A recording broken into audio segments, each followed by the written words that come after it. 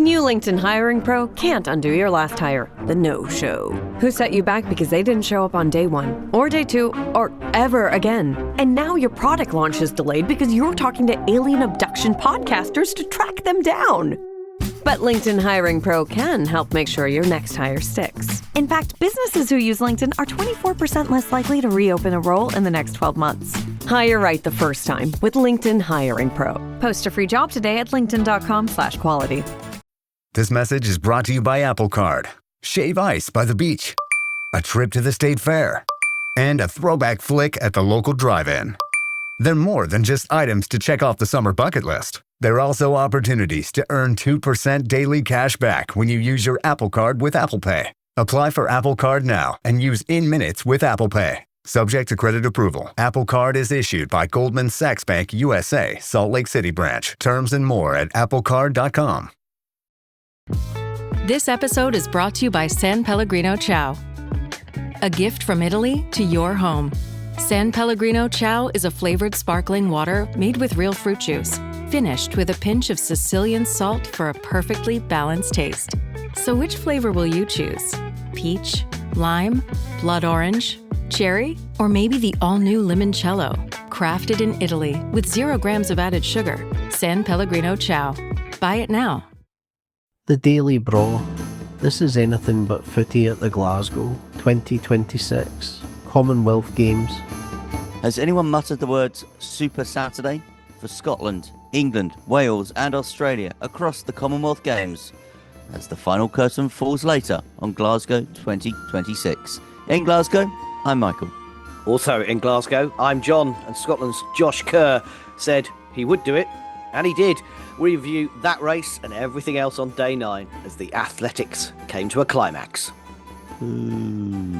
With the latest news from the games, and don't forget you can hear us live every day, well, for one more day, on TalkSport via the website, via DAB Digital Radio, on your AM, on your smart speaker, and via the TalkSport app. This is Anything But Footy with the Daily Braw from the biggest sporting event in the UK this year. So you described it as Super Saturday for Scotland, England, Wales, and certainly for Australia as well, because what a conclusion to the track programme. But it has to be Josh Kerr where we start today, doesn't it? It does. It does. And as I said at the start, he said he would do it. And yeah. And you were really clear in reminding us that he said he'd do that world record. He said he'd only do it in London because that was the place to do it. And then, which he did, and we've talked about that, and it's one of our most popular episodes, the Diamond League podcast. If you haven't heard it, go back and listen, because that was an incredible moment.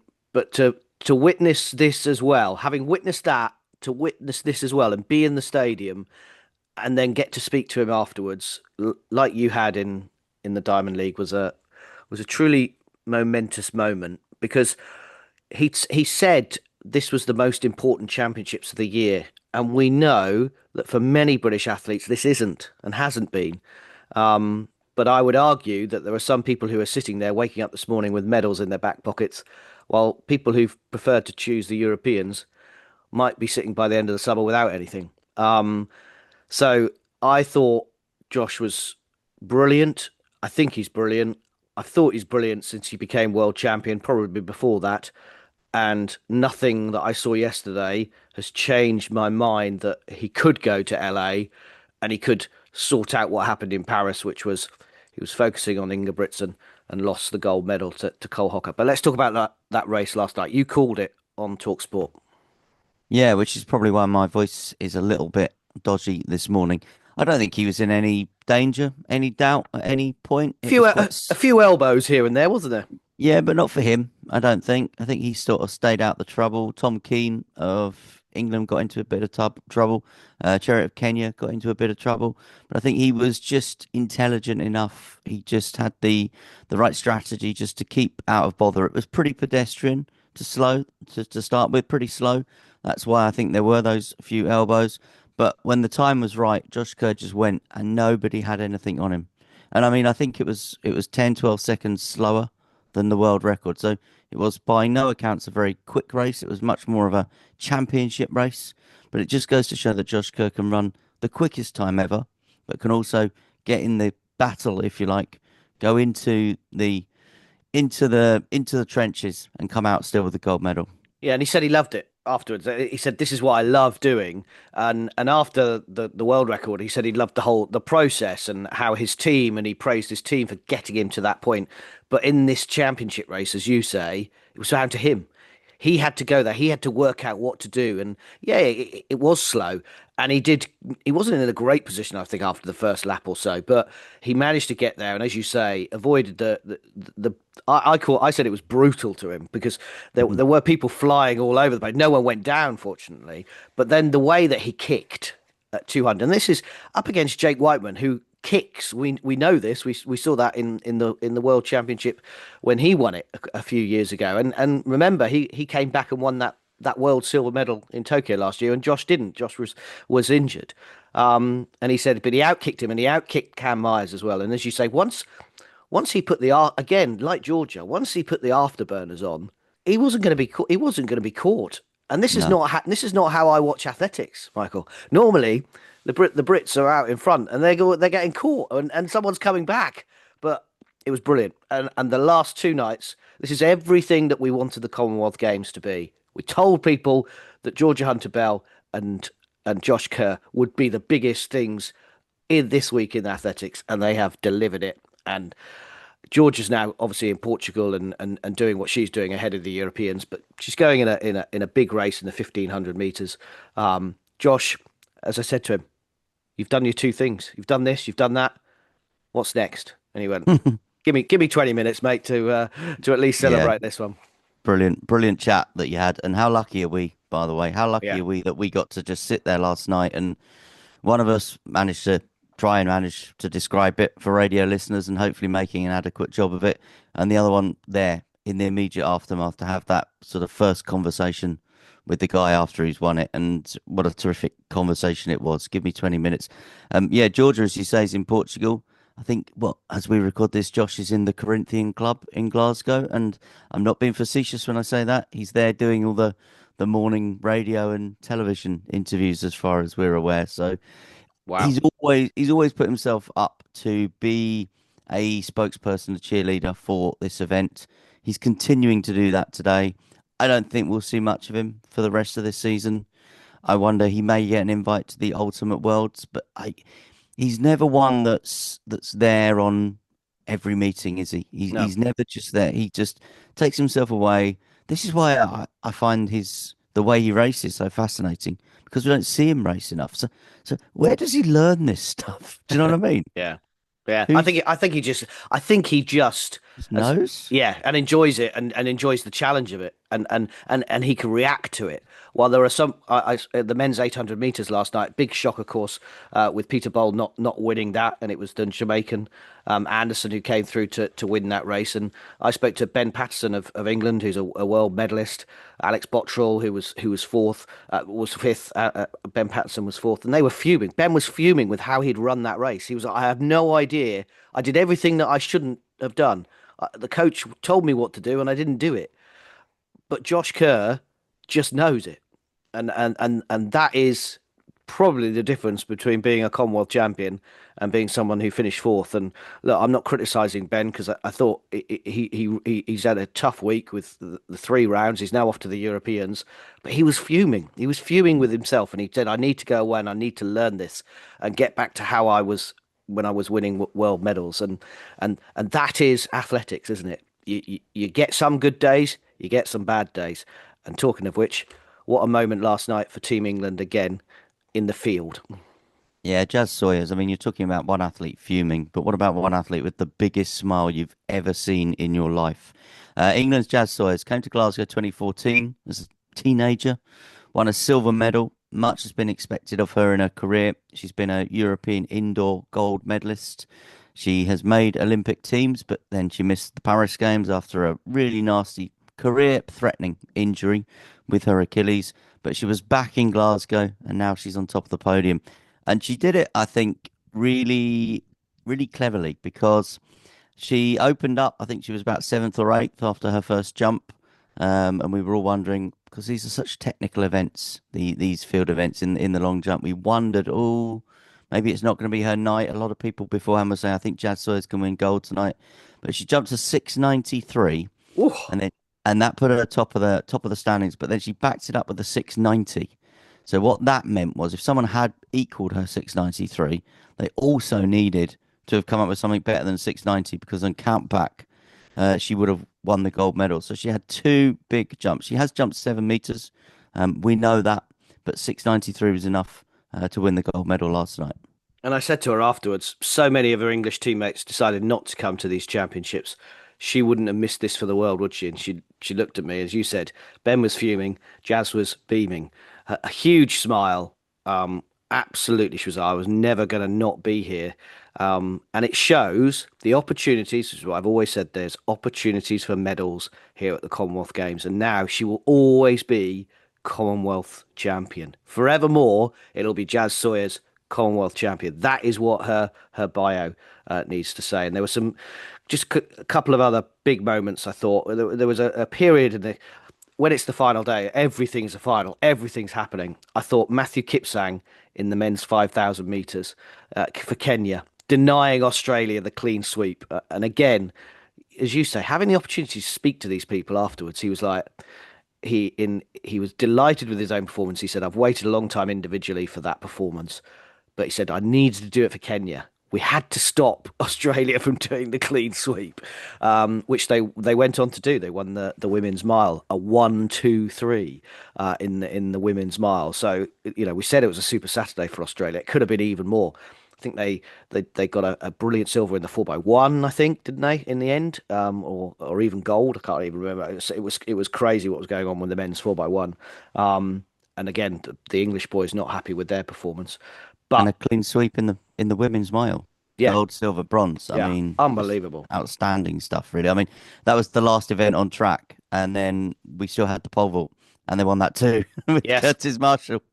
So it kind of, I shared a couple of little brief hugs with some of my colleagues from Australian TV, and inquired about citizenship, because they just were fantastic, better at the track than I think we expected. Because you were saying to me last night when we were wandering back, you're like, they don't seem to make any kind of massive impact, Australia, at the World Championships. Yeah. But they really dominated these Commonwealth Games. But every athlete I've spoken to from Australia says this is as important as the Olympics. Which athletes in our country are saying the Commonwealth Games are as important as the Olympics? And maybe we need to change our mindset. And it's the last day today. You're going to talk to the Commonwealth Games CEO and the chair and the like and the president. And it's great that Australia is so dominant, but is it a good thing? And actually, it is if you're Australian. It is if you're Australian. I've been pleased that Canada have come through in these games, but we know that Summer McIntosh, the big Canadian swimmer, didn't come to these games because she wanted to prioritise something else.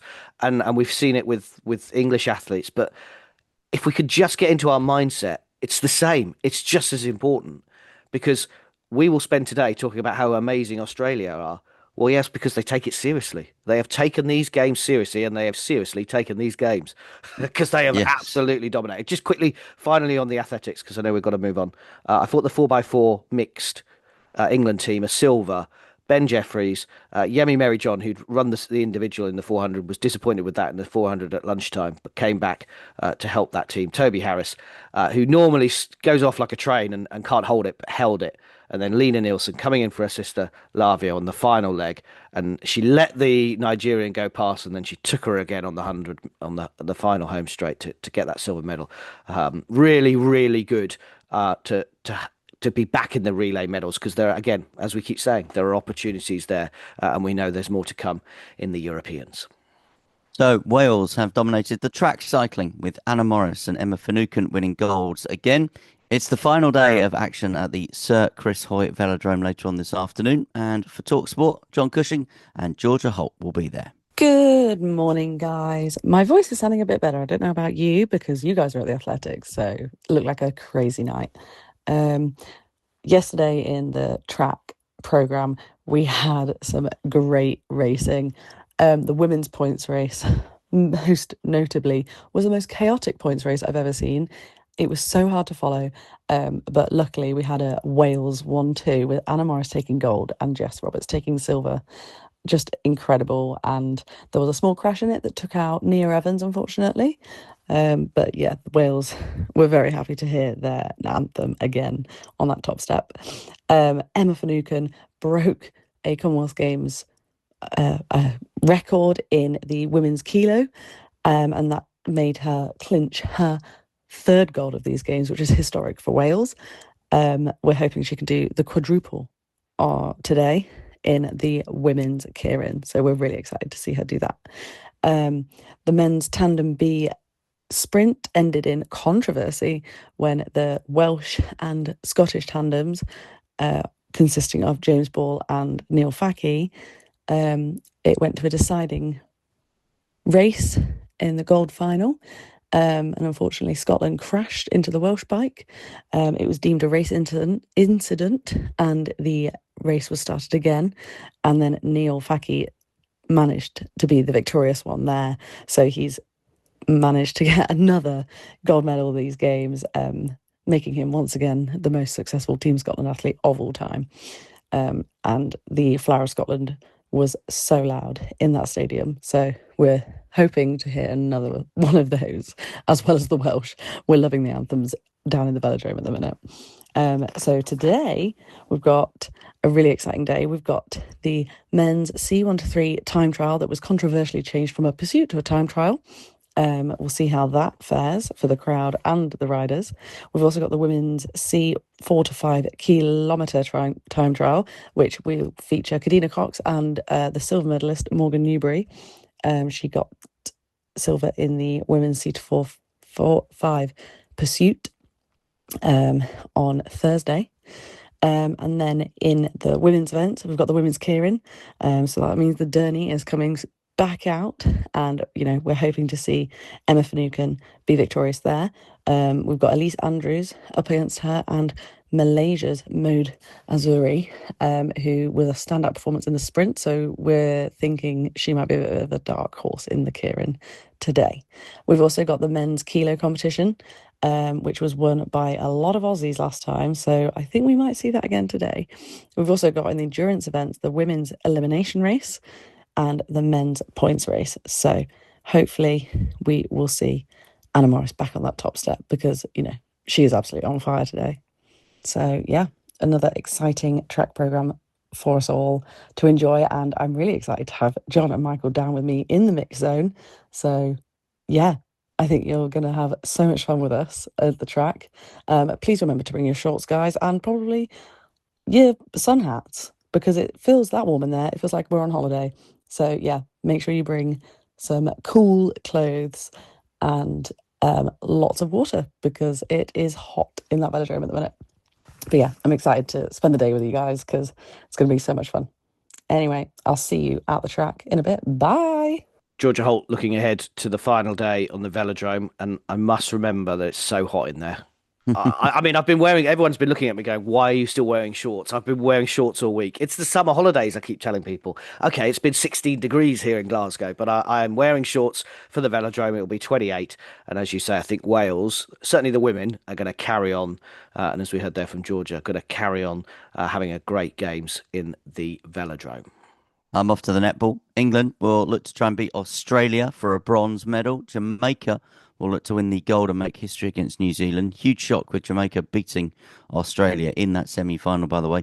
Bowls and judo also coming to a conclusion today. So the netball gold medal match, cycling with the women's keirin, judo, 40-year-old Scot Sarah Adlington, who carried the flag into the opening ceremony, is going for a third gold medal. That's historic, and more bowls finals as well. 30 more medals Australia won yesterday on the penultimate day of the Commonwealth Games, as we've discussed. 65 gold, 158 medals. What will they finish on? England 26 and 102, so they've got over the 100 mark, which I think Johnny Rowell, the chef de mission, will be pleased with. He was talking about 70 to 100 from memory, so it looks like they have achieved what they wanted to achieve, but slightly down on golds. But we've talked about that in previous games, how you convert medals into golds, and it's something Team GB are struggling with at the moment. Canada, I mentioned earlier, 18 golds, 59 medals. India are now in the top three, 13 golds, 39 medals. Huge number of boxing golds they won yesterday, 4 or 5 boxing golds, including Chowdhury, the Indian fighter who knocked out or who beat Rosie Eccles in the semi-finals. She also beat Chantel Reed in the final. So India, the next host of the Commonwealth Games, you'll hear a bit about them over the next few days and weeks. India in the top 4, and Scotland hanging on in there, 13 golds, 38 medals. Can they continue to finish in the top 5 by the end of their home games? Well, I think if you compare populations, India against Scotland, I think Scotland have done pretty well to be on the same number of gold medals and just one behind the overall medal count. Well, one more day then of the Glasgow 2026 Commonwealth Games, and this wraps up our Commonwealth Games series, the Daily Braw. So thank you very much for listening, and for one last time from Glasgow, thank you. And remember to catch the final action via TalkSport every day, and you can always follow us as we are looking ahead to LA. Follow Anything But Footy on social media. This is Anything But Footy at the Glasgow 2026 Commonwealth Games